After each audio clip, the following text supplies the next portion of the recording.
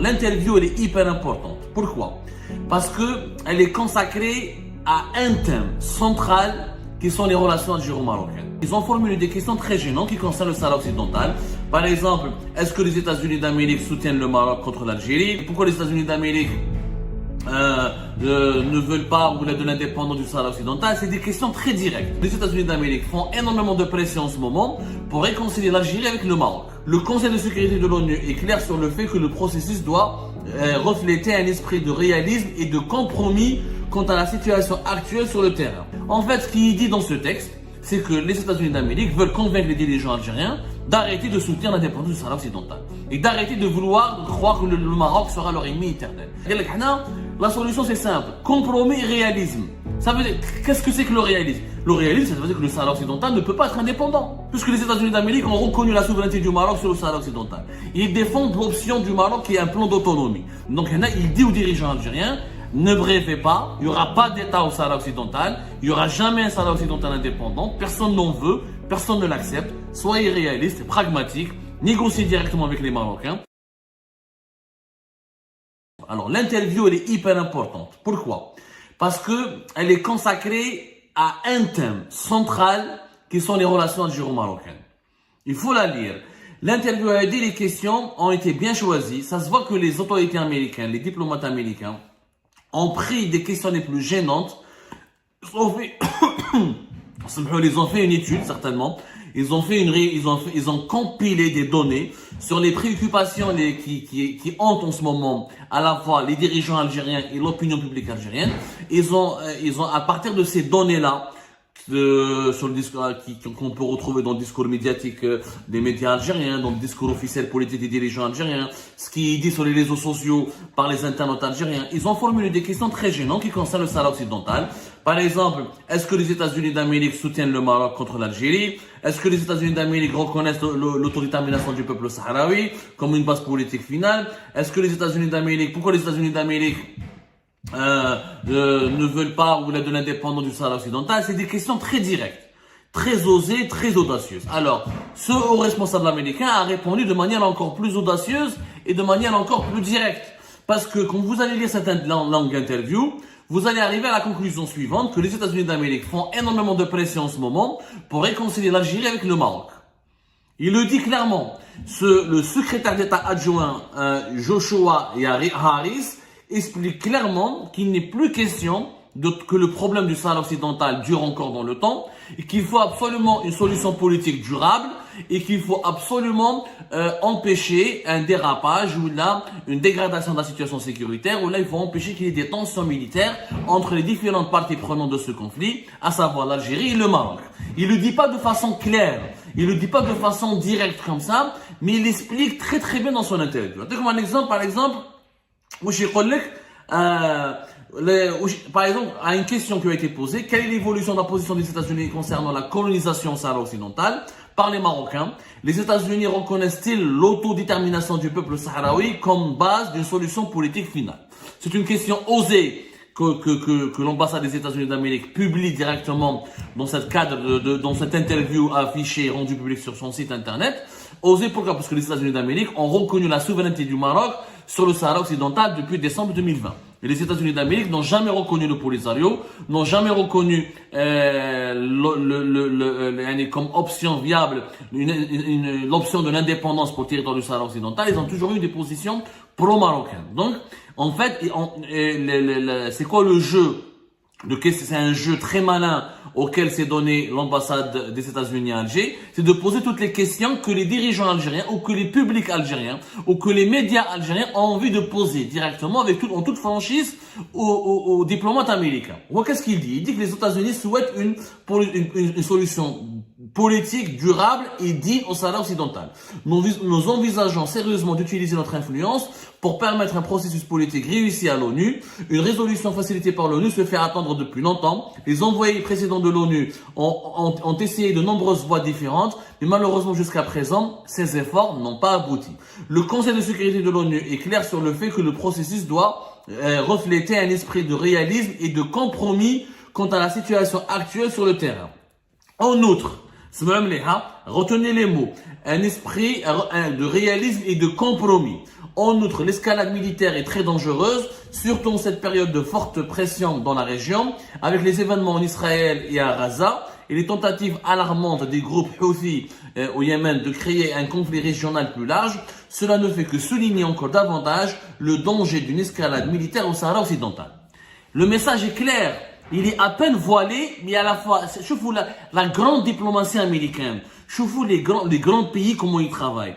Ils disent des choses très importantes, mais tout en restant dans le politiquement correct. Ils délivrent des messages assez brutaux, assez directs, assez francs, mais en utilisant les formes. En utilisant les formes adéquates pour qu'il n'y ait pas de dérapage, pour qu'il n'y ait pas de dérive et pour ne pas énerver une partie au détriment d'une autre, ou là de contenter une partie contre une autre, ou là au détriment d'une autre.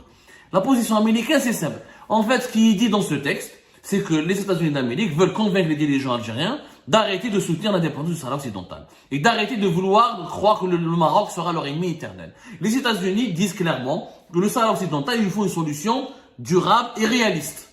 Durable et réaliste. Il faut faire un compromis. Mais qui doit faire un compromis? Les Algériens et les Marocains. Parce que les Sahraouis sont quoi? 300 000, 400 000. On sait tous que ce conflit oppose l'Algérie et le Maroc. L'Algérie veut l'indépendance du Sahara occidental. Le Maroc veut l'intégrer à son territoire. Les États-Unis sont clairs. La solution c'est simple. Compromis et réalisme. Ça veut dire, qu'est-ce que c'est que le réalisme? Le réalisme, ça veut dire que le Sahara occidental ne peut pas être indépendant. C'est simple. Puisque les États-Unis d'Amérique ont reconnu la souveraineté du Maroc sur le Sahara occidental.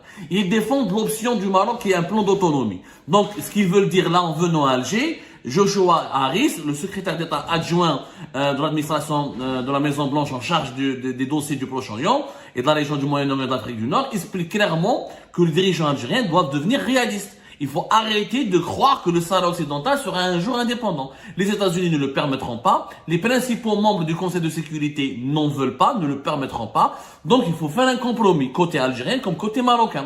Côté marocain, il explique qu'il faut arrêter de violer les droits de l'homme des Sahraouis, il faut les accepter, il faut leur donner une véritable autonomie, il faut que les Sahraouis arrivent à vivre dignement sur leur territoire. Il dit une solution digne au Sahara occidental, mais il faut qu'il y ait une solution réaliste et un compromis. La solution la plus réaliste, c'est d'arrêter de soutenir le Polisario pour l'indépendance du Sahara occidental. Et pour les États-Unis, c'est la seule solution qui permettra d'éviter l'escalade militaire. Escalade militaire entre qui et qui? On sait tous que le Polisario est soutenu par l'Algérie. Le Polisario, c'est pas une armée, c'est une milice très modeste. Si l'Algérie ne la soutient pas avec le Venezuela, un peu l'Afrique du Sud, un peu Cuba, le Polisario n'a pas d'existence. Donc, ce que Joshua Harris est en train de nous dire clairement, il est venu à Alger pour dire aux dirigeants algériens accepter de faire la paix avec le Maroc, renoncer à la question de l'indépendance du Sahara occidental, et les États-Unis d'Amérique s'engagent à faire des pressions sur le côté marocain pour que le plan d'autonomie soit le plus sérieux possible, afin de protéger les intérêts du peuple sahraoui et des populations sahraouies, et afin que l'Algérie ne sorte pas perdante, humiliée dans le dossier du Sahara occidental. C'est que l'administration de Joe Biden a trouvé une solution.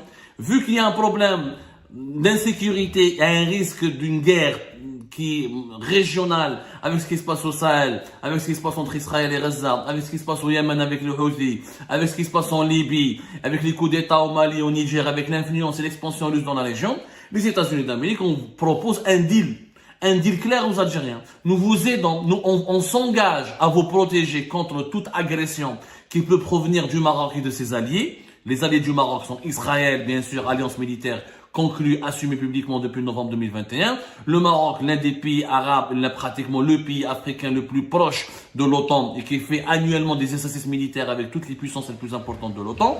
Donc les États-Unis d'Amérique disent aux dirigeants algériens, nous on s'engage à ce qu'il n'y ait pas de guerre, à ce qu'il n'y ait pas d'agression contre vous, perpétrée par le Maroc et ses alliés. Il faut pas qu'il y ait une guerre, il faut que l'escalade militaire, il faut qu'il n'y ait pas d'escalade militaire, mais vous, en contrepartie, vous devez accepter un compromis et accepter l'autonomie du Sahara occidental et renoncer à ce rêve qui est qualifié d'ailleurs de fou par les Américains, qui ont pas beaucoup de grandes puissances, notamment les puissances européennes, même l'Espagne elle-même, l'ancien colonisateur du Sahara occidental, ne reconnaît plus l'option de l'indépendance et il veut s'appuyer sur le plan de l'autonomie. Donc, il y a un lobbying américain fort pour ramener l'Algérie, le régime algérien à la raison et pour le persuader de faire la paix avec les Marocains et d'accepter le principe d'un Sahara occidental autonome dans lequel, attention, les droits de l'homme des populations sahraouies seront respectés et défendus, et dans lequel les populations sahraouies peuvent s'épanouir. C'est que les Américains, ils disent que l'autonomie, il faut forcer les Marocains à accepter l'autonomie, mais une autonomie réelle et concrète et avantageuse aux populations sahraouies, comme il faut forcer les Algériens à renoncer à armer le Polisario et à accepter de faire la paix au Maroc pour éviter toute escalade militaire dans laquelle les deux pays sont perdants. Et Ketra, une interview a dit, c'est important, après on va vous faire une autre émission pour vous citer d'autres passages, il est clairement dit que les États-Unis d'Amérique, par exemple, ne veulent pas que d'autres puissances comme la Russie, comme la Chine, profitent d'une déstabilisation du Maghreb, parce qu'une guerre qui oppose l'Algérie au Maroc, c'est pas dans les intérêts de l'Occident, ça n'arrange pas les intérêts de l'Union européenne ni des pays de l'OTAN qui sont majoritairement des pays européens. Et les États-Unis d'Amérique savent pertinemment que s'il y a une guerre entre le Maroc et l'Algérie, ça va profiter davantage à la Russie et à la Chine, qui vont essayer de soutenir, qui seront des parties belligérantes, ils vont à la fois soutenir l'Algérie, ils vont vendre des armes à la fois à l'Algérie comme au Maroc, et ça va éliminer et ça va causer beaucoup de tort aux intérêts des Européens et des pays et de l'Alliance et des pays membres de l'OTAN. Et donc, pour les États-Unis d'Amérique, la priorité absolue maintenant au Maghreb, c'est d'éviter à tout prix une guerre entre l'Algérie et le Maroc, et c'est donc réconcilier les deux pays et de amener les deux pays à rétablir leurs relations diplomatiques qui sont rompues depuis août 2021 et les amener à accepter, comme le dit Joshua Harris, une solution de compromis réaliste et pragmatique. Et c'est ça ce qui est important à lire dans cette interview. Et c'est la première fois qu'un responsable américain est en train de nous dire, de nous délivrer un message clair. Les États-Unis n'en peuvent plus de ces tensions algéro-marocaines. Les États-Unis veulent réconcilier les deux pays. Ils veulent trouver une solution définitive au problème du Sahara occidental. Mais ils veulent absolument que les dirigeants algériens enterrent le rêve d'un Sahara occidental indépendant. Regardez ce que dit le diplomate américain. En effet, il existe deux solutions politiques. C'est la question qui a été posée. En effet, il existe deux solutions politiques. L'indépendance ou l'autonomie. Allez-vous discuter avec vos partenaires algériens dans une éventuelle troisième solution alternative? Regardez ce que répond le secrétaire d'État adjoint de la Maison Blanche. La créativité, le pragmatisme et le réalisme sont de mise. La créativité, le pragmatisme et le réalisme. Les efforts du même type qui ont conduit à l'échec du processus politique au cours des années passées ne produiront probablement pas de résultats. C'est pourquoi le Conseil de sécurité a parlé très clairement de la nécessité de créer un esprit de réalisme et de compromis et de l'importance pour toutes les parties concernées d'élargir leurs positions. Qui doit élargir ses positions? Puisque les États-Unis d'Amérique reconnaissent la marocanité du Sahara occidental. C'est l'Algérie. Donc il dit aux dirigeants algériens, ne rêvez pas, il n'y aura pas d'État au Sahara occidental, il n'y aura jamais un Sahara occidental indépendant, personne n'en veut, personne ne l'accepte, soyez réalistes, pragmatiques, négociez directement avec les Marocains, défendez vos intérêts, et les Marocains vont faire des concessions, l'Algérie fera des concessions, il y aura la paix dans la région, et on va régler définitivement le problème du Sahara occidental. C'est une opération de lobbying d'une grande intensité que mènent les États-Unis d'Amérique dans la région pour essayer de résoudre définitivement le conflit algéro-marocain. C'est peut-être porteur d'espoir, c'est pas mauvais, c'est une ingérence américaine. Souvent, on assimile les ingérences américaines à des situations de crise, de danger, de tension. Peut-être que cette fois-ci, dans cette ingérence américaine, il y a une possibilité de dresser une passerelle entre l'Algérie et le Maroc, ce qui permettra peut-être d'identifier des solutions durables et d'enterrer la hache de guerre définitivement et d'instaurer une paix si précieuse au Maghreb, parce que ça brûle tout autour du Maghreb, ça brûle au Proche-Orient. Il faut pas que la maison du Maghreb brûle, parce que si le Maghreb va brûler, je vous assure que c'est tout le bassin méditerranéen qui va basculer dans une crise géopolitique d'une violence sans précédent.